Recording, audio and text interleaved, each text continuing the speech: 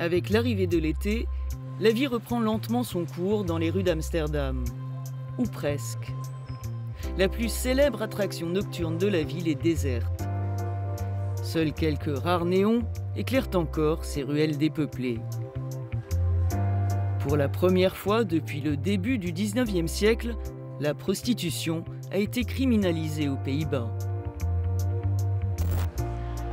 Je suis au cœur du quartier rouge d'Amsterdam un samedi soir. Il serait d'habitude impossible de se frayer un chemin dans la foule des touristes.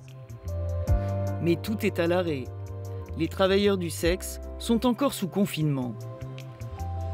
S'ils bravent l'interdiction, ils risquent des amendes élevées et un casier judiciaire. Nous rencontrons Stella lors d'une manifestation devant la mairie d'Amsterdam. Nous voulons travailler.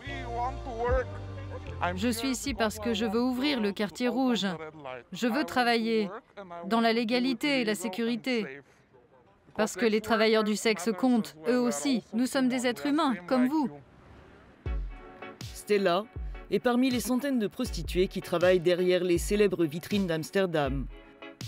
Au nombre d'une minorité de travailleurs du sexe enregistrés à la Chambre de commerce, elle bénéficie d'une aide financière de l'État pendant le confinement d'1 millier d'euros.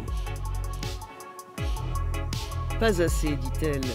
Ses impôts et ses charges sont élevés et les prostituées ne trouvent à se loger qu'au prix fort. Je paye 1 500 € pour me loger dans un studio. Et à cause de cette situation, je vis avec quelqu'un d'autre, juste pour partager le loyer, pour pouvoir survivre, sans faire quelque chose de mal. Le gouvernement ne voit pas quelque chose de vraiment important. Garder les vitrines fermées pousse de plus en plus de filles à travailler illégalement. Si ça dure encore, moi aussi, je vais probablement trouver un moyen de travailler dans l'illégalité. Je ne le veux pas, mais il m'y pousse. Intrigué par la présence de Stella alors que tout est fermé, un passant l'aborde. C'est un habitué des vitrines d'Amsterdam. Des lieux propres et sécurisés, dit-il. Il a tenté de contourner le confinement avec une prostituée travaillant illicitement dans des hôtels à ses dépens.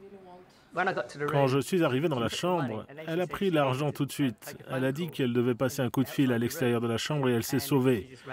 Celles qui travaillent dans les vitrines, elles ont un bouton d'alarme qu'elles peuvent utiliser en cas de problème.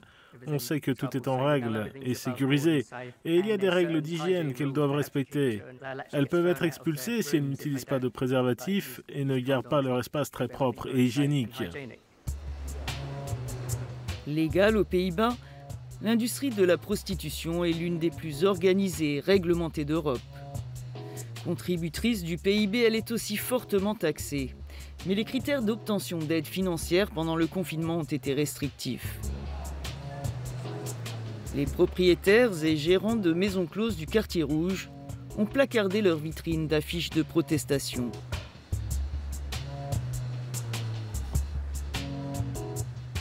Jan Breurs est du métier depuis un demi-siècle. Il est fier des conditions de travail qu'il offre à son équipe de travailleuses du sexe, auxquelles il loue aussi des logements.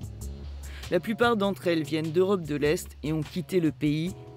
Jan n'a plus aucun revenu depuis 3 mois et demi. Si jamais il y a une nouvelle vague du virus, il est possible qu'on reste fermé plus longtemps. Le confinement est un moyen pour le gouvernement de garder nos maisons fermées longtemps. Parce qu'ils veulent se débarrasser de la prostitution, ils veulent se débarrasser de nous. Ils pensent que si on fait faillite, ce sera facile de nous faire partir. Le confinement a plongé nombre de travailleurs du sexe dans la pauvreté. Les aides de l'État ne suffisent pas à couvrir leurs frais et beaucoup n'y ont pas droit. Le Cordon Écarlate est l'une des associations caritatives qui leur distribue chaque semaine des biens de première nécessité et des bons alimentaires.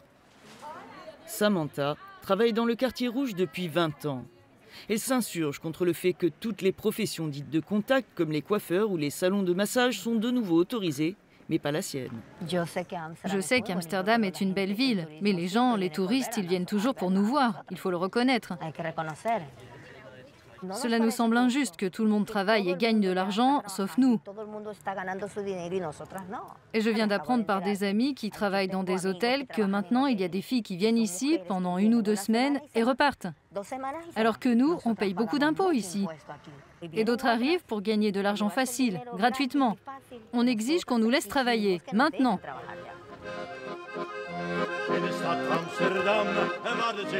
Nous finissons notre parcours sur ce marché animé d'Amsterdam. C'est ici que travaille Irina, 1 fois par semaine. Son stand est bien connu des clients. Mais seuls ses collègues savent comment elle gagne sa vie le reste du temps.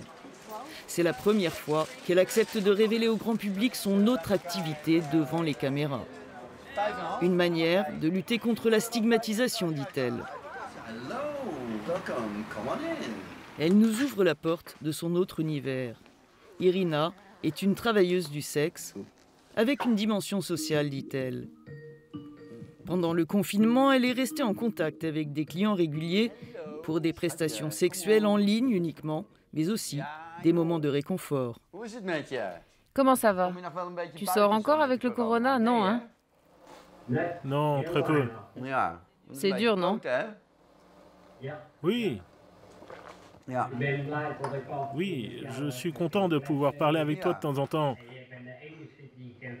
Tu es la seule que j'ai, la seule que je peux appeler. Et on peut bien discuter de tout. Tu m'as aussi aidé. Oui, c'est pour ça qu'on est là. Tu es vraiment une oreille attentive. Entre nous, c'est pas juste hop hop hop, la bagatelle et puis c'est fini. Avoir prolongé l'interdiction de la prostitution n'a aucun sens et n'est pas tenable, dit Irina. On fournit un service qu'une grande partie de la population masculine des Pays-Bas utilise. Et comme vous l'avez vu avec l'un de mes clients, il a vraiment besoin de nos échanges, qui ont beaucoup de valeur pour lui. Ce n'est pas qu'une histoire de sexe, c'est beaucoup plus que ça. Alors oui, nous sommes une composante importante de la société. Prenez-nous au sérieux.